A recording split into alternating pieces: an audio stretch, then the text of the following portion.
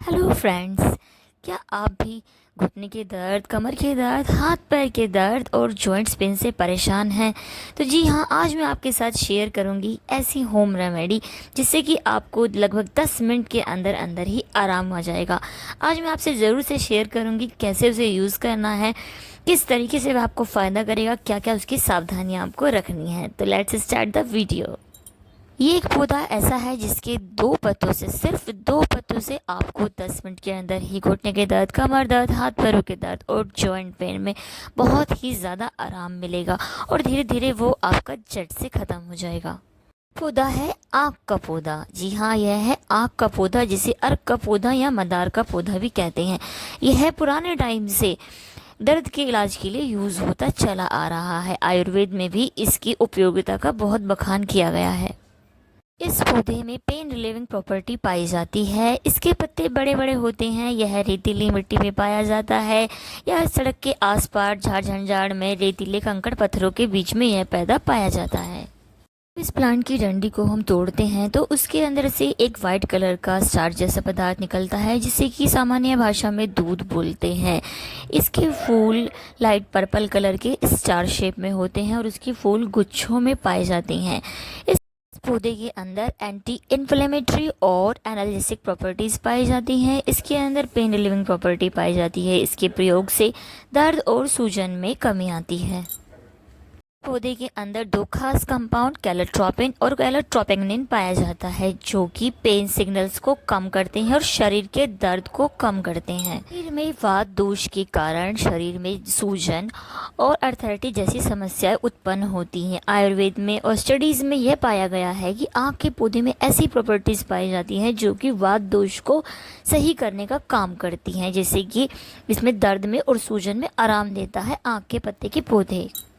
आक के पौधे में उष्ण और तीक्ष्ण गुण पाए जाते हैं। उष्ण गुण के कारण यह शरीर को गर्म करता है, जिससे कि दर्द और सूजन में आराम मिलता है, और तीक्ष्ण गुण के कारण यह शरीर को नॉर्मल करता है, यानी कि शरीर में जो फ्लेक्सिबिलिटी है उसको बढ़ाता है, अकड़ाहट और सूजन को कम करता है, स्टिफनेस को कम करता है और शरीर को लचीला बनाता है।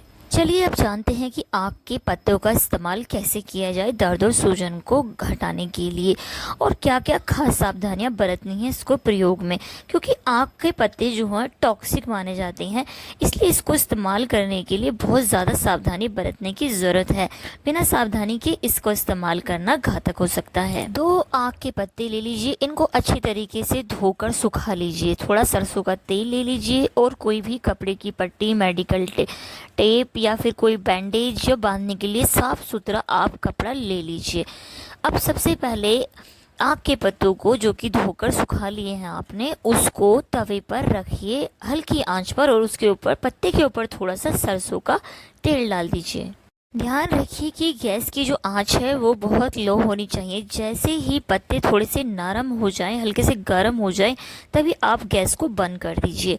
अब इस पत्ते को जहां आपको दर्द है शरीर में वहां पर रखिए। इन दोनों पत्तों को वहां पर आप रख दीजिए। उसके बाद जो आपने पट्टी ली है, जो आपने कपड़ा, धागा या मेडिकल टेप ली है, उसकी सहायता से वहाँ आप उसको बांध दीजिए। अच्छे से बांधिएगा इस तरीके से जिससे कि जो पत्ते हैं वो वहाँ से खिसके नहीं। उसके बाद आप इसको 10 मिनट से लेकर लगभग 20 मिनट तक आप इसको बंधे रहने दीजिए। इस रेमेडी को आप दिन में 1 से 2 बार प्रयोग कर सकते हैं, इससे ज़्यादा प्रयोग नहीं कीजिएगा। आक के पत्ते को जब आप अपने दर्द प्रभावित जगह लगाएंगे तो आपको पहली बार से ही बहुत आराम लगेगा। धीरे धीरे इसके प्रयोग से आपके दर्द में तेज़ी से कमी आएगी। आक के पत्तों का प्रयोग एक्जिमा, रिंगवॉर्म और स्कैबिस जैसी बीमारियों में भी किया जाता है। इन बीमारियों में आक के पत्तों से या उसके जो किसी भी भाग को तोड़ने से जो दूध निकलता है, उस दूध को प्रभावित जगह पर लगाया जाता है, जिससे कि मरीज को आराम मिलता है। आक के पत्तों के दूध को हर्बल ऑयल में भी मिलाया जाता है, जिसके प्रयोग से सिर में होने वाली जुओं में कमी आती है और बालों की हेयर ग्रोथ भी बढ़ती है। अब आइए बात करते हैं खास सावधानियों की। आक के पौधे के किसी भी भाग को, चाहे पत्ता हो, चाहे इसका दूध हो या इसके फूल हो, इसके प्रयोग में सावधानी बरतना अत्यंत आवश्यक है, अन्यथा आपको फ़ायदे की जगह नुकसान भी हो सकता है। इस पौधे के किसी भी भाग को आपको ओरली मुंह में नहीं डालना है, यानी कि आपको इसके किसी भी भाग को अपने मुंह के अंदर नहीं डालना है। ना ही इस पौधे के दूध को, पत्ते को, किसी भी चीज़ को किसी भी खुले जख्म पर लगाना है। यदि इसके किसी भी भाग को खुले जख्म पर लगाया जाए तो यह फ़ायदे की जगह बहुत ज़्यादा नुकसान कर सकता है। इस पौधे के अंदर टॉक्सिक कंपाउंड पाए जाते हैं, इसलिए इसको कभी भी भूल से भी अपने मुंह के अंदर ना लें, ना ही इंटरनली इसका प्रयोग करें और ना ही इसको आप किसी भी खुले जख्म या खुले चोट पर इसका प्रयोग करें। इस तरीके से प्रयोग करने से इससे गैस्ट्रोइंटेस्टिनल डिस्ट्रेस जैसी प्रॉब्लम हो सकती है, सीवियर इरिटेशन हो सकती है, यानी कि बहुत ज़्यादा जलन की समस्या हो सकती है और कार्डिक इश्यूज़ भी हो सकते हैं। इसलिए मैं आपसे रिक्वेस्ट करूंगी कि इसके प्रयोग में सावधानी अवश्य बरतें। इसका प्रयोग किसी यदि एक्सपर्ट की राय के साथ किया जाए तो बहुत बेहतर होगा। जब भी आप इसके प्रयोग को करें तो आप किसी एक्सपर्ट से राय जरूर लें, अन्यथा उनकी देख रेख में ही इसके प्रयोग को आप सुनिश्चित करें। आयुर्वेद में भी आँख के पत्तों के अंदरूनी प्रयोग के लिए उसको अच्छी तरीके से डिटॉक्स करके ही यूज़ करने के परामर्श दिए गए हैं। इसको अंदरूनी यूज़ करने के लिए किसी एक्सपर्ट या आयुर्वेदिक डॉक्टर की सलाह से ही इसको यूज़ किया जाना चाहिए, अन्यथा यह बहुत ज़्यादा खतरनाक हो सकता है। इसलिए आप इसके प्रयोग में विशेष सावधानी बरतिएगा। आँख के पत्तों को दर्द के राहत के प्रयोग करने से पहले भी आपको बहुत सावधानी बरतने की ज़रूरत है। इसके लिए आप सबसे पहले आँख के पत्ते का जो दूध निकलता है या जो उसके पत्ते हैं, हल्का सा उसको आप लीजिए, दूध को बॉडी के किसी पार्ट पर लगा लीजिए, जैसे कि कोहनी वगैरह पर लगाकर आप पैच टेस्ट ज़रूर कर लीजिए। यदि उससे आप किसी तरीके की एलर्जी, यदि आपको कोई प्रॉब्लम ना हो तो ही इसके पत्तों का आप इस्तेमाल कीजिए। इसको दर्द के लिए आप तभी प्रयोग कीजिए जब आपको इससे कोई भी एलर्जी या आपको कोई समस्या तो महसूस नहीं हो रही है, अन्यथा आयुर्वेदिक प्रैक्टिशनर या जो एक्सपर्ट्स होते हैं उनकी राय से ही आप इसके इस्तेमाल को सुनिश्चित करें। मैंने कई सारी जगह ये देखा है, ये सुना है कि इसके जो लेटेक्स निकलता है उसको चाट सकते हैं या फिर उसको कोई चूर्ण भी बना सकते हैं। आप ऐसी दुष्प्रभावी सलाहों से बिल्कुल दूर रहिएगा, ऐसे रिकमेंडेशन को बिल्कुल भी फॉलो नहीं कीजिएगा, क्योंकि ये सब बहुत ही भ्रामक बातें हैं और ये जानलेवा हो सकता है।